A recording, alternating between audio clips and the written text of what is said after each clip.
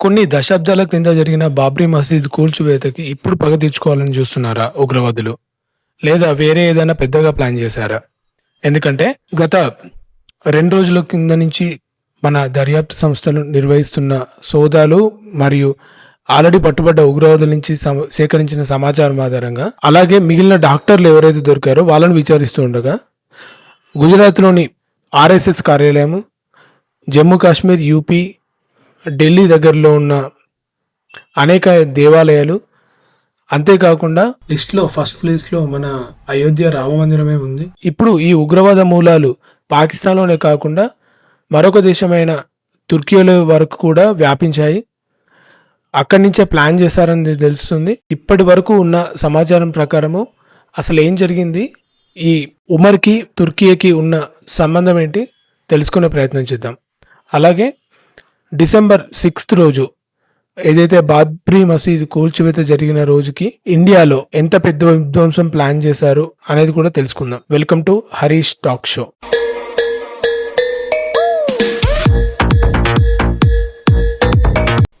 బాబ్రీ మసీద్ కూలిన డిసెంబర్ 6 అనేది ఎప్పుడైతే హిస్టరీ బుక్స్ తిరిగేస్తామో, చరిత్ర తిరిగేస్తామో, అప్పుడు ఈ హిస్టరీ బుక్లో బాబ్రీ మసీద్ డిసెంబర్ 6 అనే డేట్ ఉండకూడదు.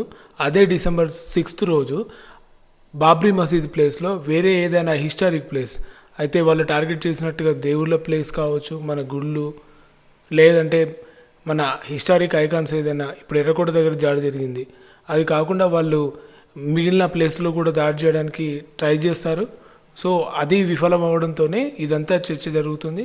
మనం ముందుగానే అనుకున్నాం ఇది కేవలం ప్లాన్ చేసి పేల్చింది కాదు. ఎందుకంటే వాళ్ళు ప్లాన్ చేసింది చాలా పెద్దగా ఉంది. 2900 కిలోల అమోనియం నైట్రేట్ ఎర్రకోట దాడి జరిగిన ప్రదేశం నుంచి మన ఫోరెన్సిక్ ఎక్స్పర్ట్స్ ఒక 40 శాంపుల్ని కలెక్ట్ చేశారు. 40 శాంపిల్స్లో తక్కువ మోతాదులో అమోనియం నైట్రేట్, కానీ ఎక్కువ మోతాదులో ఈ అమోనియం నైట్రేట్ కంటే ఎక్కువ పవర్ఫుల్ ఇంకా కెమికల్ని కనుక్కునే ప్రాసెస్లో ఉన్నారు. అదిలో కేవలం 2 క్యాట్రిడ్జ్లు అండ్ 2 పేలుడు పదార్థాలు మాత్రమే దొరికాయని చెప్తున్నారు. ఈ డాక్టర్ని ఎవరైతే అరెస్ట్ చేశారో వాళ్ళని తమదాని శైలిలో మన పోలీసులు విచారిస్తే ఎక్కడ శ్రీనగర్ దగ్గర జైషే మహమ్మద్కి అనుకూలంగా పోస్టర్లు అంటించిన డేన స్టార్ట్ అయిన ఈ తీగ గట్టిగా లాగితే ఇప్పుడు తుర్కీలో తేలింది. ఈ ప్రధాన సూత్రధారి అయిన ఉమర్ ఎవరైతే ఉన్నారో ఈ ఉమర్ని ప్రోత్సహించి ఈ మతోన్మాదం వైపు ఎవరైతే తీసుకువెళ్ళాలనుకున్నారో అతని పేరు ముజామిల్. ఈ ముజామిలే ఇతన్ని ప్రొవోక్ చేసి, ఇతన్ని ఎంకరేజ్ చేసి ఇక్కడి నుంచి తుర్కీ తీసుకెళ్ళి అక్కడ జైషే మహమ్మద్ ఉగ్రవాద సంస్థతో పరిచయం చేయించి అక్కడ ట్రైనింగ్ ఇప్పించి అక్కడి నుంచి మళ్ళీ ఇక్కడికి తీసుకొచ్చి తనకు కావాల్సిన సెటప్ అంతా అరేంజ్ చేశాడు. అయితే ఈ ఉమర్ ఇప్పుడు యూపీ, హర్యానా, ఢిల్లీ ఈ ఏరియాస్లో తన నెట్వర్క్ని చాలా బలోపేతం చేసుకున్నాడు. వీళ్ళు ఏదైతే పేలుడుకు వాడతారో అమోనియం నైట్రేట్ కానీ పొటాషియం నైట్రేట్ కానీ ఈ పేలుడు పదార్థాలని తను ఏదైతే మెడికల్ కాలేజ్లో ప్రొఫెసర్గా చేస్తున్నాడో అల్ఫలా ఆ యూనివర్సిటీ ప్రాంగణంలోనే పెట్టారని చెప్పేసి తెలుస్తుంది. స్టోర్ చేశాడు. అట్లాగే తన లాకర్లో నుంచి కూడా వెపన్స్ కూడా రికవర్ చేయడం జరిగింది.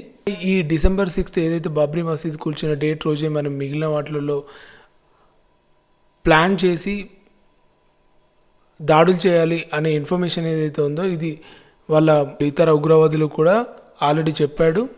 ఎప్పుడైతే ఈ ఉమర్ వాళ్ళ పేరెంట్స్ని వాళ్ళ ఇంట్లో వాళ్ళకి ఒక 3 నెలల వరకు నేను తిరిగి రాను అని మైండ్లో ఉన్నది ఏంటంటే దాడి చేయాలి, తప్పించుకొని పారిపోవాలి, అంతేగాని ఈ సూసైడ్ బాంబింగ్ అటెంప్ట్ అనేది కాదు. ఏదైతే కార్లో I-20 కార్లో పేలుడు పదార్థాలు చేశారో దానికి మూలం ఎక్కడి నుంచి అంటే వాళ్ళు ఒక మెథడ్ని ఫాలో కావాలనుకున్నారు. అదేంటంటే vehicle based improvised explosive device. So దీని ఆధారంగా వచ్చే డిసెంబర్ 6 రోజు వెహికల్లో బాంబులను పెట్టి ఈ టెక్నిక్ యూజ్ చేసి తను అక్కడి నుంచి తప్పించుకోవాలి ఎక్స్ప్లోజన్ తర్వాత అనేది వాళ్ళ యాక్చువల్ ఇనిషియల్ ప్లాన్. ఈ విబిఐడి టెక్నిక్ అనేది తను ఇంటర్నెట్లో చూసి ఎలా చేయాలో నేర్చుకొని ఎర్రకోట దగ్గర జరిగిన దాడిలో వాడిన కార్ పైన ఆల్రెడీ చేశాడు. కానీ అది వాళ్ళు అనుకున్న దానికంటే తక్కువ మోతాదులో పేలింది. ఒమన్కి చెందిన ఇంకొక వెహికల్ ఫోర్డ్ రెడ్ కలర్, దీనిలో కూడా బాంబులు అమర్చారు అని అనుమానంగా ఉంది. ఈ కారు కోసం పోలీసులు ఇంకా తీవ్రంగా వెతుకుతున్నారు. మన ఇంటెలిజెన్స్ ఫెయిల్యూర్ అని మురిగే వాళ్ళు, విమర్శించే వాళ్ళకి కొన్ని ప్రశ్నలు ఉన్నాయి. ఒకవేళ నిఘా వ్యవస్థ కానీ మన రీసెర్చ్ అండ్ అనాలిసిస్ వింగ్ కానీ ఈ డాక్టర్ టెర్రరిస్టుల యొక్క చైన్ని బ్రేక్ చేసి ఉండకపోతే వాళ్ళ దగ్గర నుంచి దాదాపు 2,900 కిలోలు 358 కిలోల అమోనియం నైట్రేట్ ఇలాంటి పేలు పదార్థాలు కానీ స్వాధీనం చేసుకోకుండా ఉండుంటే, అలాగే AK-47 గన్స్, రైఫిల్స్, అత్యాధునిక ఆయుధాలు వీటన్నిటిని స్వాధీనం చేసుకోకుండా ఉండుంటే ఇంకెంత దారుణం జరిగేది, ఇంకెన్ని వేల మంది ప్రాణాలు పోయేవి. ప్రతి ఒక్క ప్రాణం ఇంపార్టెంట్, కానీ ఉగ్రవాదులకి ఎన్ని తలలు తెగిపడ్డాయి, ఎంతమంది చనిపోయారు అనేదే ముఖ్యం. ప్రతి ఒక్కరం ఒక నిఘా వ్యవస్థలాగా పనిచేయాలి. మన పక్కన ఇంట్లో ఎవరు ఉంటున్నారు, మన చుట్టుపక్కల ఏం జరుగుతుంది అని కాన్షియస్గా ఉందాం, జాగ్రత్తగా అప్రమత్తంగా ఉందాం. ఉగ్రదాడికి సంబంధించిన కనెక్టెడ్ డాట్స్తో నేను ఒక వీడియో ఆల్రెడీ చేశాను. ఆ వీడియో లింక్ కింద డిస్క్రిప్షన్లో ఇస్తున్నాను, దయచేసి ఆ వీడియో కూడా చూడండి. వీడియో నచ్చితే లైక్ చేయండి, షేర్ చేయండి. మరింత ఇన్ఫర్మేషన్ కోసం మన ఛానల్ని సబ్స్క్రైబ్ చేయండి. జై భారత్, జై హింద్.